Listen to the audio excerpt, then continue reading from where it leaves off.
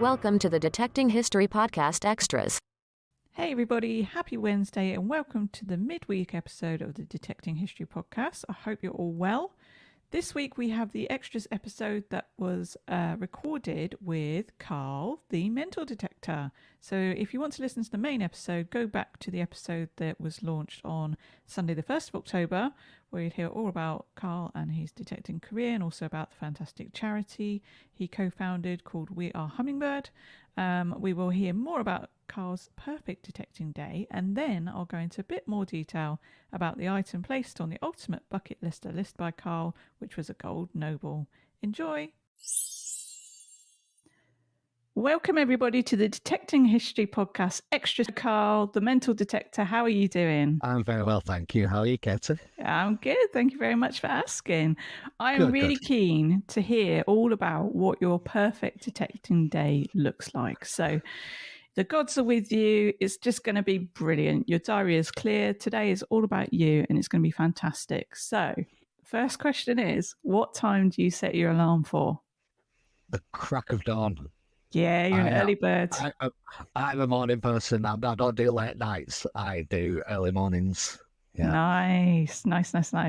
Yes, I absolutely love getting up when I can. I've been pressing the snooze button too often recently, Karl. This is my downfall. Easily done.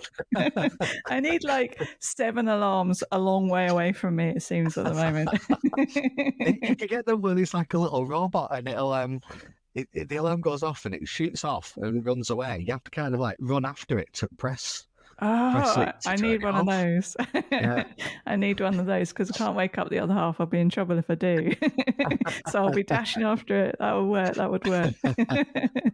Brilliant. So you're an early bird. You get up. Do you like to have a bit of breakfast before you get going, or are you not a breakfast person?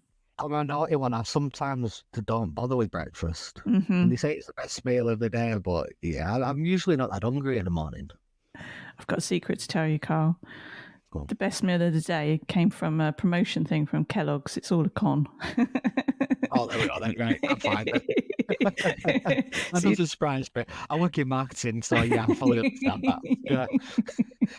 Yeah. I've been doing a lot of intermittent fasting recently and listening to podcasts on that as well. And a lot of people say that. They go, well, but the breakfast is the best meal of the day. So that's where I am, or the most important meal of the day.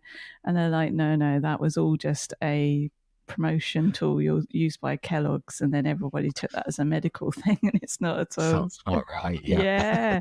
No, so I'm with you. So do you have like a cup of tea or a cup of coffee or something and just head out the door? I'll have one coffee. I usually have one coffee in the morning. That's the only time I'll have a coffee. I can't drink too much of it. No. I can have a cup of tea throughout the day, but I can't have coffee. Yeah, coffee's mad, isn't it? I was talking to someone today and they just had a Costa and you could totally tell. they were super happy and talking really fast and very direct. Yeah. And then, you get these energy drinks and I picked one of them up. I won't say the brand because I don't want to say the brand of this. I picked one of them up, looked how much caffeine was in it, and then I Googled it, and it turned out it had 6 coffees worth of caffeine in this one can. And I know people that drink 4 of those a day. And I was just like, oh my goodness. Palpitation City. Yeah, Palpitation City. Yeah, exactly. You'd just be trembling, wouldn't you, all day? Crazy. Okay, cool. So you've got up, you've gone down, you've had your cup of coffee, you haven't yet opened the curtains. So when you open the curtains, what does it look like for you outside? What's your dream sort of weather conditions? Blue sky, not hot. I like winter. Yeah. Well, as long as there's blue sky, there can't be too much frost to the point where you actually can't dig. Mm-hmm. But when it's the beginning of winter and it's just started getting frosty, you can see your breath. You put all layers and layers of clothes on. Yeah. That's perfect conditions for me. Yeah. Yeah, that's lovely, isn't it? We're just coming into that now, actually. The last couple of mornings, it's been a bit like that, and I'm just like, oh. Yeah. As the saying goes, there's no such thing as bad weather, just bad clothing choices. Yes. So it's all about the layers, right? And then your waterproofs if you're going to need them. Layers. And then if it's raining, just make sure you got your warm clothes and your waterproofs on, then you'll be perfectly dry. You'll be perfectly fine. Absolutely. That's it. Cool. Yep. Okay. Right. So you're out and you're going to your dream field. Is your dream field ploughed, stubble, pasture? What does it look like to you? Pasture for me.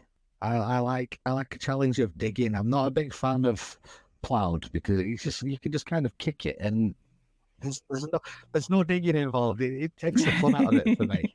It's harder to find things because obviously it's not been turned over for Yeah. well, if it's ever been turned over.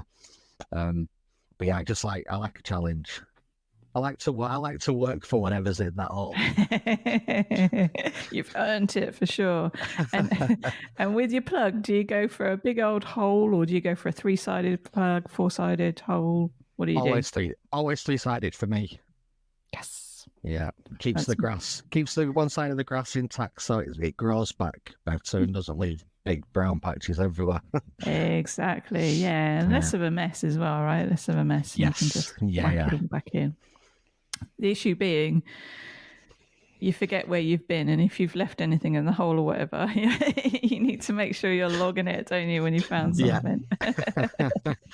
You turn around and go, I haven't actually been anywhere. That's a good sign you're doing a good job.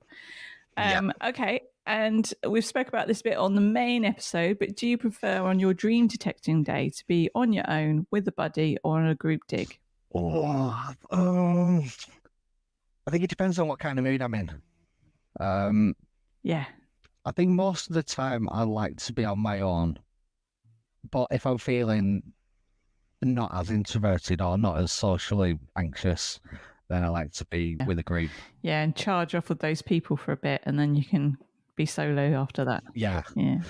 I think the thing is, though, like, even if I was feeling a bit socially anxious, going out with a group kind of rectifies that. If that makes sense. It makes me feel something that I didn't think that I would feel. Yeah. And it's actually a benefit without me even knowing.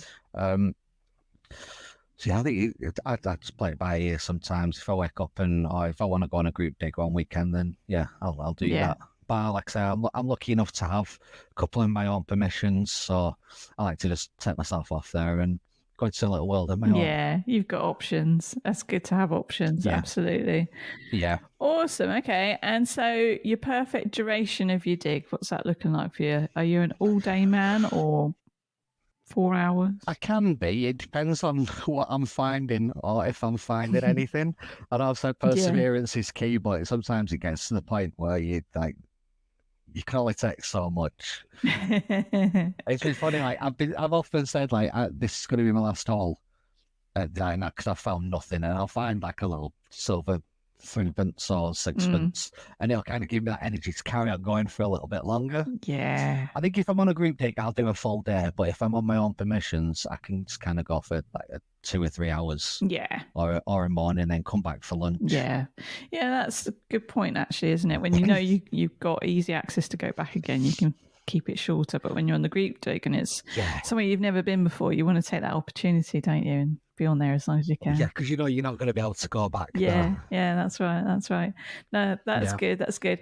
And so, what's a happy haul for you? So, what are you content with, and you can go home with a smile on your face? What are the kind of things you kind of want to have?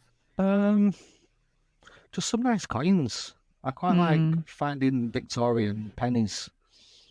Yeah. If they come up with like that lovely green patina, then I'm happy with that. Or a little silver 6pence or something. That's always good, isn't it, to get a bit of silver? Yeah. I was going to say, I like the Victorias just because depending on where the coin is from in her reign, you obviously get the different images, don't you? So you get the young Vicky Bunhead, the veiled Victoria. Yeah. So you can go through and you never know what you're going to get. It's funny, the veiled ones are always rare for me. I always find bunheads. It's very strange. Yes. Yeah. Yeah, same. I don't know if I've got an older one. Maybe they didn't mint as many. Maybe, yeah, because there were so many in circulation anyway. Just keep them going, right? Yeah. Yeah, good point. Cool, so you're happy with a couple of coins and a Brucey bonus bit of silver makes your day.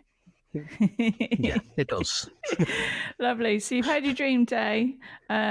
What's your home routine? Do you get home and collapse in a heap because you've done all those holes, or do you go straight to cleaning up your finds and putting them away in your cabinet somewhere? I used to go straight to cleaning my finds, but But then I started getting a little bit lazy, so I now have like an old Christmas biscuit tin that they're all in there. In fact, there's some in the door the holder, the pocket thing to the side of your doors in your car. The passenger side's full of stuff in there at the moment. I need to sort it all out. I just don't have time. Because I've got a little 5-year-old girl, so I occupy her for a bit. While my wife does stuff that she's not been able to do while I've been out, and then you just don't have time. So I need to set some time to get stuff sorted because there's loads of lead in there that doesn't need to be in. That's it, all the junk. It's just like, I should be getting rid of that. Yeah. It's always fun and a privilege when I get to go out twice in a week, but then that means twice as much clearing up of stuff. And because I was rearranging because of my new cabinets behind me, that box there. It's full of stuff, and I hadn't been in for it for a while. And I opened it up, and there was all these bits of kitchen towel. And I was like, "What's that?" And then I sort of opened them up, and I was like, "Oh God, I forgot about that." And it was my finds from a day where I just put them on the kitchen, and then the other half, or me, had just like plonked it in there, and there was like 2 or 3 piles of it. I was like, I don't even remember what's in here. But that'll be fun. One like stormy weekend, I'll go through that box and see what's in there. It'll be fun. Yeah, it's rainy day stuff, isn't it? Yeah, exactly. So finally, and perhaps most importantly, what are your preferred digging snacks? Or what lunch do you take with you? What do you do? I like to take a couple of pies out with me. Ooh, pies. We've not had that before. Yeah. Look, a couple of Scotch pies. Ooh, what's in a Scotch pie? Morrison's. It's basically just like minced beef, but they're quite flat, and they have a crust on top that's quite crunchy. Good, so I can cook a couple of them, and I'll eat them cold while I'm out. I'm not bothered. I'm not fussy about that. Nice. But it's just nice. And a pack of green squares to go with them. Green squares, the cheese and onion ones. Yeah. They're the best ones. Yeah, they are. They just go perfectly with the pie. I don't know what it is. It just works. Yeah. I like it. Yeah. I like your selection. And what about a drink? Do you just take water or something else? I always have a bottle of water, but I have to have like an orange Lucozade as well, just for that extra sugar boost while Bit of energy. While I'm out there. Yeah. Just in case you find a hoard and you need some extra energy to get to the bottom of the hole. Yeah. Oh, well, that's brilliant. Thank you very much, Karl. Thank you for telling us all about your perfect detecting day. I think everyone can agree that sounds like a great day. And I hope you have a perfect detecting day sometime soon. Thank you. Me too. Thank you very much. All right. Take care. See you later. Bye. Bye. Extras Part 2. Okay, so Karl put item number 6 on the ultimate bucket lister list for us, and this was a gold noble. Ooh. The gold noble was first issued during the reign of King Edward III as part of his second coinage, and this was issued between 1344 and 1346. This circulated for about 90 years, and at the time it had the value of 6 shillings and 8 pence. The gold nobles were issued for the last time during the reign of King Edward IV. He reigned between 1461 and 1470. There was a gold shortage at this time. The gold coin that then took over from the gold noble during Edward IV's reign was called the Angel, and that coin was introduced in 1465. So I'd quite like to find an angel too. Detecting history A to Z. We are now on the letter B. So what are we going to talk about today with the letter B? We're going to talk about Boudica, the Bronze Age, and Britannia, of course. So let's start with Boudica. Boudica meaning victorious woman in Brytharic, or the ancient Celtic language of the time. Boudica was the queen of the ancient British Iceni tribe and led a failed uprising against the Romans in around 60 or 61 CE.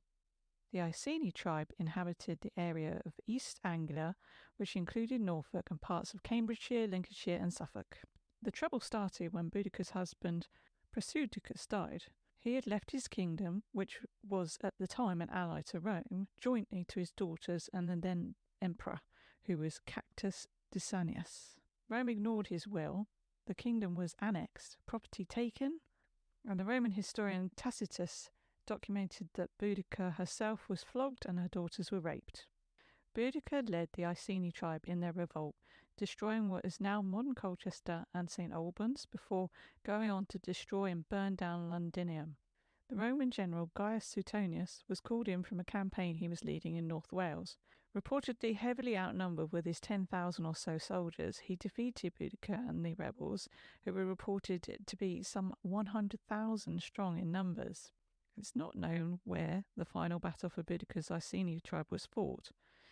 It was thought they were defeated somewhere along the Roman road known as Watling Street, on the junction of Foss Way, in Leicestershire.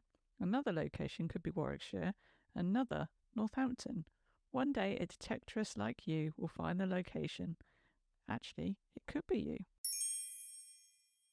B for the Bronze Age. So the Bronze Age is a time period known to be between 2000 BCE to 700 BCE and comes after the Stone Age. So this is when humans started to use metal for tools and weapons, bronze being an alloy, so a mixture of metals, and bronze is made up of 88% copper and 12% tin. After the Bronze Age comes the Iron Age. All us detectorists, we all have Bronze Age axe heads or spearheads on our bucket list, of course. Okay, and the final B of today is Britannia. Britannia, a figure that so many of us know from the coins we dig up. But who is she? Britannia is the national personification of Britain as a female helmeted warrior. She's actually wearing a Corinthian helmet and she holds a shield and a trident. She first appeared on Roman coins of the 2nd century CE and then on coins issued by Charles II onwards. She originally held a spear, but then this was replaced with a trident to represent the Royal Navy's many victories. The word Britannia replaced the name of Albion in Latin, meaning the island of Great Britain, in around 1 BCE. There you go. That was 3 Bs. I hope you enjoyed it. I certainly enjoyed looking into things and doing a bit of research to be able to bring you that today. All good fun. And of course, next week we'll look at the letter C. Until next time.